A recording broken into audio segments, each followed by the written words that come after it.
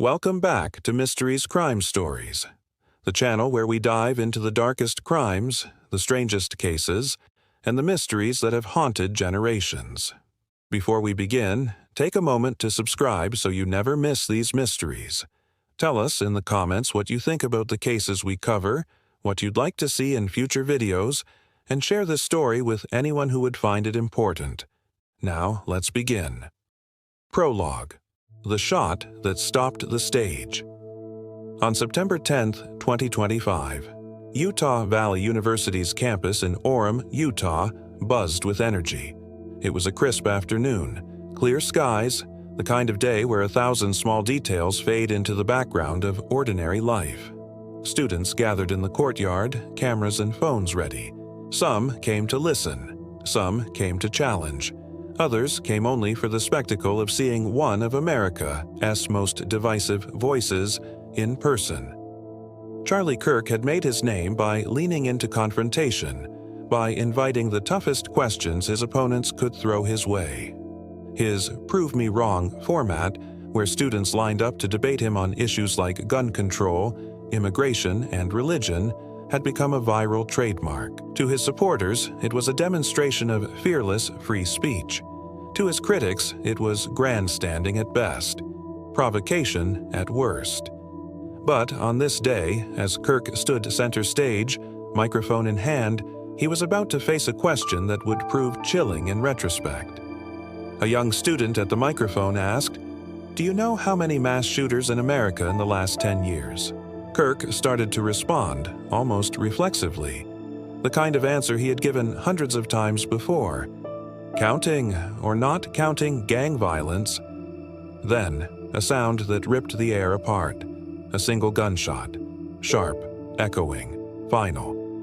The bullet tore through the space, striking Kirk in the neck. Gasps became screams. Panic rippled across the crowd of more than 3,000 people.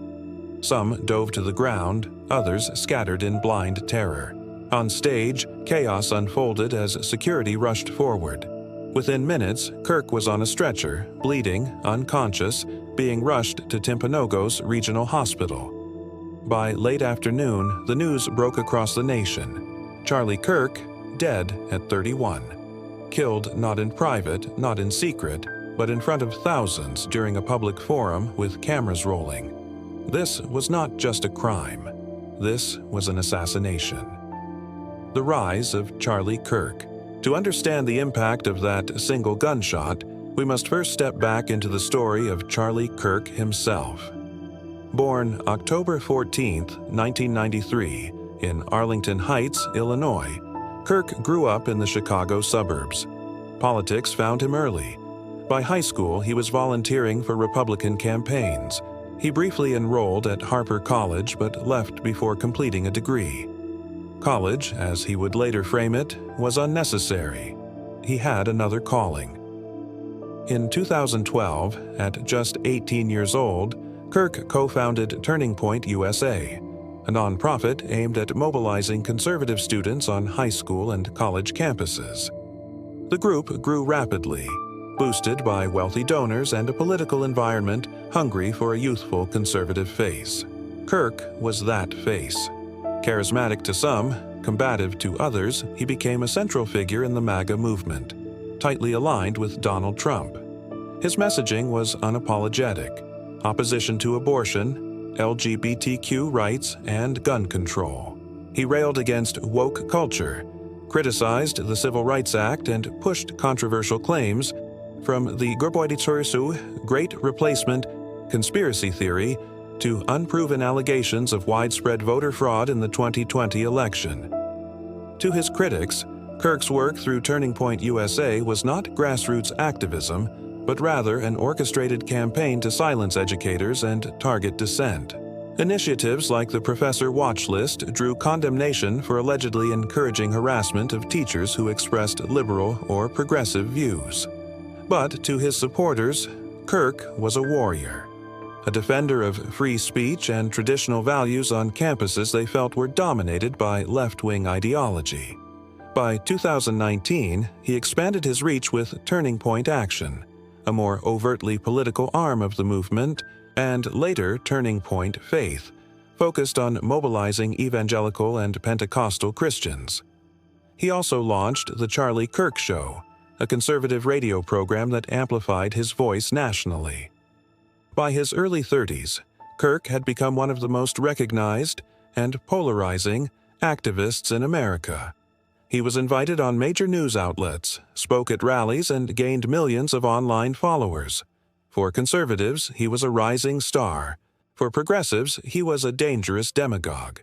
And so, when news broke of his killing, it sent shockwaves far beyond Utah. It reverberated through every level of American politics. The day of the shooting, September 10, 2025, began like any other stop on the American Comeback Tour, a multi-city speaking series hosted by Turning Point USA. Utah Valley University was one of dozens of campuses where Kirk planned to take the stage, armed not with weapons, but with arguments.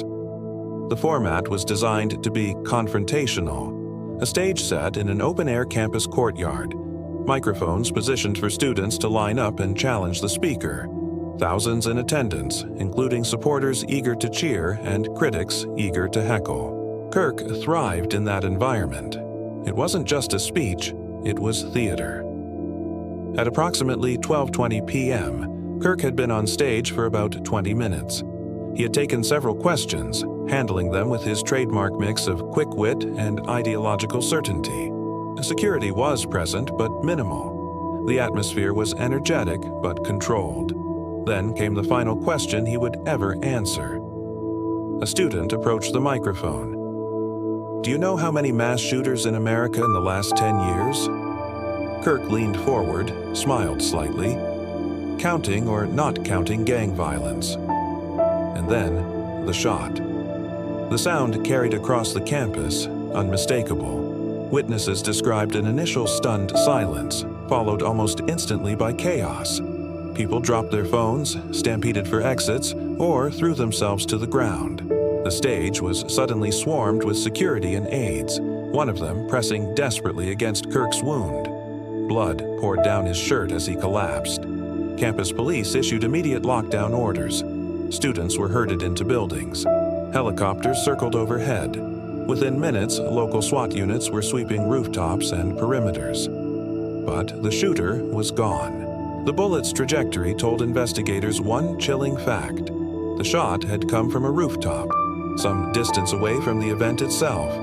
This was not random. This was not opportunistic. This was planned. The rooftop shooter. Within minutes of the shot, law enforcement realized this was not a chaotic drive-by or an outburst from the audience. This was a calculated strike. Ballistics teams quickly determined that the bullet that struck Kirk had entered at a sharp downward angle. It was a .30-06 round, a powerful cartridge commonly used in hunting rifles. That detail alone told investigators something crucial. The weapon had reach. This wasn't a handgun fired from the crowd. This was a sniper-style shot. The search began with the rooftops. SWAT units and FBI agents swept buildings within line of sight of the stage. Witnesses recalled seeing nothing unusual. No flash, no figure. Whoever fired had positioned themselves carefully and slipped away with equal precision. Surveillance cameras from the university and nearby businesses became the next critical tool. Investigators combed through hours of footage. Eventually, a faint clue emerged. A lone figure carrying a hard case, rectangular, consistent with a rifle bag, walking toward a parking structure adjacent to the courtyard hours before the event. The individual was calm, deliberate, not rushed, not hiding. That composure was, in its own way, more unsettling than panic would have been. Inside the parking structure, forensic teams found fresh footprints in the dust and a small pile of shell casings, wiped down but not perfectly clean. The shooter had fired from an elevated level, then descended quickly, exiting on the far side. This wasn't the work of an amateur acting in a moment of rage. It was deliberate, patient, and chillingly efficient. He suspect, Tyler Robinson, For nearly 36 hours, the identity of the shooter remained a mystery. Rumors swirled across social media. Some speculated about left-wing extremists. Others accused political rivals. Online conspiracy theories blossomed before facts could catch up. But by September 12th, federal authorities named their suspect, Tyler Robinson, 22 years old. Robinson was not a public figure. He had no political office, no known history of activism. He grew up in Utah, attended local schools, and, according to acquaintances, had struggled in recent years to find steady direction in life. But online, he was far from quiet. The FBI revealed that Robinson had left behind a trail of digital footprints. Discord messages showed a fixation with political violence. He had joined groups where incendiary rhetoric was common, where conspiracies about America's future were traded like currency. In some messages, Robinson allegedly expressed deep anger toward conservative figures, particularly Charlie Kirk, whom he viewed as a threat and an enemy of progress. Screenshots circulated showing references to a stage, a rifle, and the 10th. Investigators are still verifying the authenticity of these messages, but their timing was damning. Even more chilling, Robinson allegedly confided in a small circle of online contacts just days before the shooting. One message read, "When the world sees it happen live, they'll understand. They'll have to." The rifle was traced too. A bolt-action .30-06 hunting rifle, legally purchased months earlier under his name. The weapon matched the ballistics of the round that struck Kirk. By the time agents closed in, Robinson was already under surveillance. On September 12th, he was arrested without incident. Reports suggest he offered little resistance, as if he knew the moment was inevitable. The arrest ended the immediate search for the shooter, but it opened a floodgate of new questions. Why target Kirk specifically? Why Utah Valley University? And was Robinson truly acting alone? The suspect's motive. Early indications point toward political ideology. Robinson had consumed, and in some cases echoed, extreme rhetoric online. Friends described him as increasingly withdrawn, more volatile, and more consumed by anger at American politics in the years leading up to the shooting. Investigators are still piecing together whether he was radicalized primarily through online communities or if deeper personal struggles fueled his choices. But what is clear is this: Robinson had thought about it. He had planned it, and he carried it out with cold precision. The shooting, captured on video, instantly became one of the most high-profile political assassinations in recent American history. Its implications went far beyond the campus courtyard in Utah.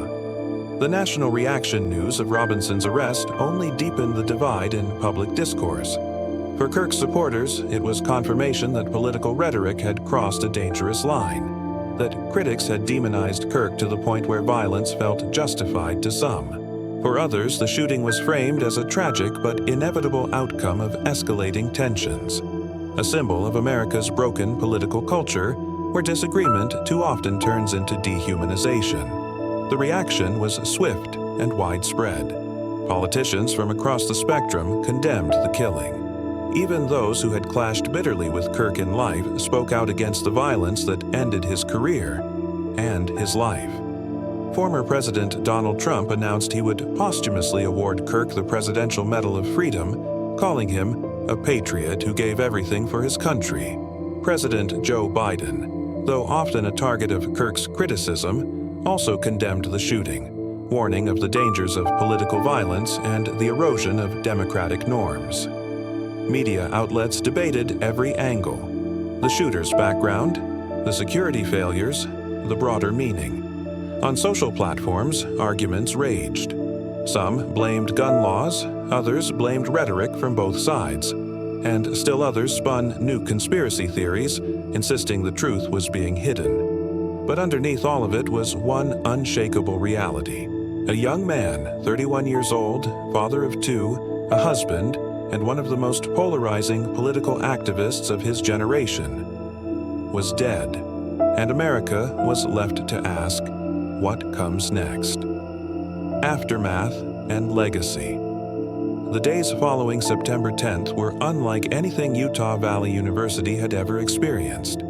Vigils were held in the courtyard where the shooting took place. Flowers and handwritten notes piled up against temporary fencing. Some of the same students who had come to challenge Kirk's ideas returned to light candles in his memory. News footage replayed the same haunting sequence again and again. Kirk leaning forward at the microphone, his half-smile frozen in time. Then the thunderclap of the shot. For many, it became not only a reminder of one man's death, but of how fragile public life had become. Across the nation, the response was swift. Conservative media framed the killing as an attack on free speech, calling Kirk a martyr for the cause of campus conservatism. Progressive outlets, while critical of Kirk's politics, echoed the condemnation, warning of the destructive power of political violence. Donald Trump's announcement that Kirk would receive the Presidential Medal of Freedom sparked both applause and controversy. Supporters hailed the honor as fitting for a man they viewed as a tireless activist. Critics argued it was a politicization of tragedy. Regardless, the award guaranteed that Kirk's legacy would be immortalized within conservative circles. Turning Point USA vowed to continue Kirk's mission. His widow, Erica Francevey, made an emotional statement, promising that their 2 children would grow up knowing their father gave everything for his country and his faith. But beyond the tributes and honors, the country faced difficult questions. Could this have been prevented? Were the warning signs missed? And what would be the lasting consequences of this act? Act 6. Political Violence in America. The killing of Charlie Kirk did not occur in isolation. It became part of a troubling pattern that has defined American politics in the 21st century. In 2011, Congresswoman Gabrielle Giffords was shot at a constituent event in Arizona. In 2017, Republican members of Congress were attacked at a baseball field, nearly killing Representative Steve Scalise. In 2022, the husband of then-Speaker Nancy Pelosi was brutally assaulted in his home. In 2024, an assassination attempt was made on former President Donald Trump during a rally. Each of these incidents carried its own context, its own motivations, but together they painted a picture of a nation where political disagreements increasingly risked becoming deadly. Kirk's assassination fit into that pattern with terrifying clarity. It happened not in a closed meeting or a private residence, but in broad daylight, in front of thousands, during an event specifically dedicated to dialogue. For many observers, that detail was the most devastating. The idea that a debate, the very essence of free speech, could be ended by a bullet struck at the heart of democratic culture. Campus security across the nation immediately reevaluated their policies. Some universities canceled upcoming political events, fearing copycat attacks. Others expanded security budgets, installing surveillance and hiring additional guards. But the broader issue was not one of logistics alone. It was cultural. America was confronted again with the reality that rhetoric, when pushed to extremes, can inspire violence. That digital radicalization, once dismissed as fringe, could spill into physical spaces with catastrophic consequences. The debate intensified. Was the real issue access to high-powered firearms? Was it the toxicity of online communities? Or was it, more fundamentally, the inability of Americans to disagree without dehumanizing one another? No single answer was clear, but Kirk's death became another grim marker in the timeline of political violence, a reminder that public life carried risks not seen in generations. Act 7. Broader Reflections. Charlie Kirk's death left behind more than grief. It left a legacy of debate about debate itself.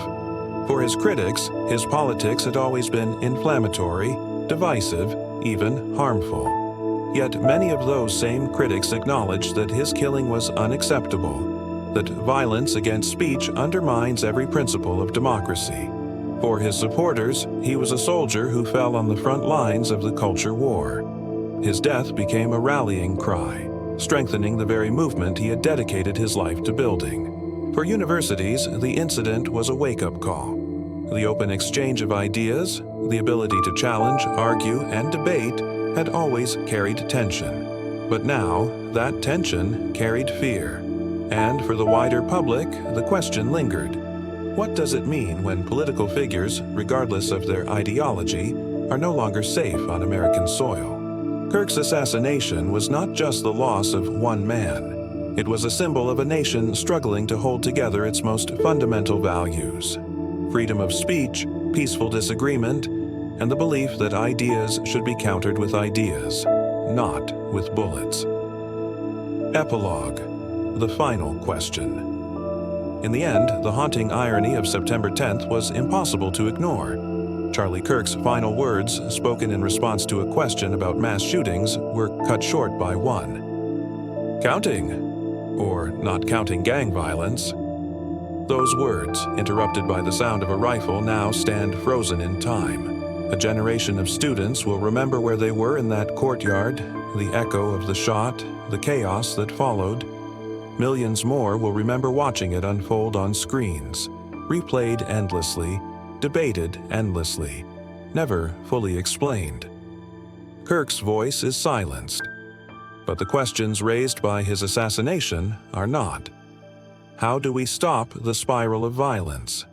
Can free speech survive in an age of division and rage? And how many more leaders, activists, or ordinary people will pay the price before answers are found? As America continues to wrestle with these questions, one fact remains. On a sunny September afternoon in Utah, a single bullet turned a debate into a tragedy and forced a nation to confront the cost of its own divisions, fade to black.